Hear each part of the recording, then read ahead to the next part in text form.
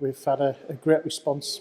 It's only our second week now, and we're meeting some lovely people from all around the northeast. Really, we're travelling further than we expected them to, but they want to be part of something, and you never know anybody who's got a passion to get involved. So yeah, very, very pleased. We've all got one thing in common: we're all fans, but they want to be part of something unique, something special, and it's born and bred in Sunderland.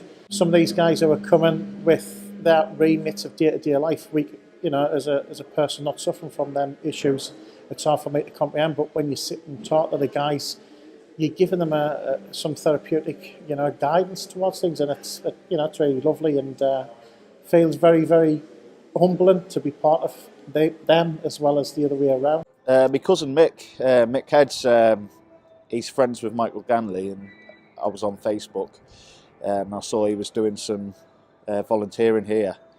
Now I don't get out of the house much due to illness, PTSD and that. I just thought it was an opportunity just to get out of the house for an hour, and I just volunteered to sand the wall down, and it was quite therapeutic, to be honest with you. Just locked away in my own little world, just sanding a wall down for an hour rather than sitting watching Jeremy Kyle, The club's not doing too great at the minute, but if they put as much effort in as what we're putting in effort-wise here, I'm sure everything will turn out all right for them. It's going to show people the history of the team. It's going to show everyone a great history of our club.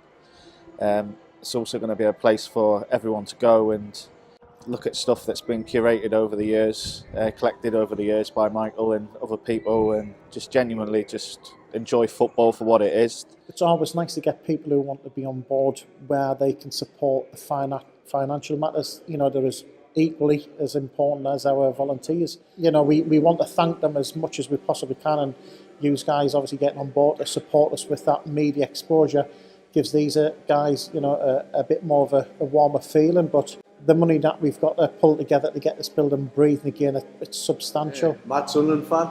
I suppose it helps. And I think nice to be able to give something back, just a little bit of help where we can. We're fortunate enough that we can help them a little bit with the electrical installation, and I think a great place for kids to come and learn a little bit about the history of the club. Even maybe like visiting teams, having a little bit of a display on that day when they play us, and the track both sets of fans. Yeah. We know that there's funding out there, but we want to try and make it a community aspect so people are a part of it, not just for now, for the longevity. What Michael's doing, helping the people in the community, it's a worthy cause, so we're only too glad to be involved and helping out. I think there's a lot of the jobs paint work. As you can see, all this is all Victorian colours in it, it's just like a plum colour. But I've seen the plans and all that, and they've got all different colour schemes. So it's just really getting all the big shutters and everything, the walls ready for the paint scheme, really, at first. I hope we've got a football team next year. I hope to match this when this opens. Of course, this is going to be a beautiful building, this. Sunderland as well, and football, it can bring people together. And I think it needs it sometimes, a bit of support and help. And a place, I think Michael was just saying there, some of the guys are just a bit lonely and they want somewhere to go and meet people and chat. And I think it's important. Ideal spot.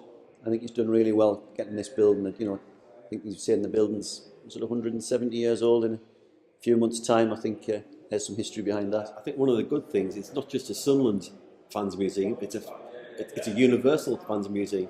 So it's not just Sunderland Football Club, it's Newcastle United, it's Liverpool, Manchester.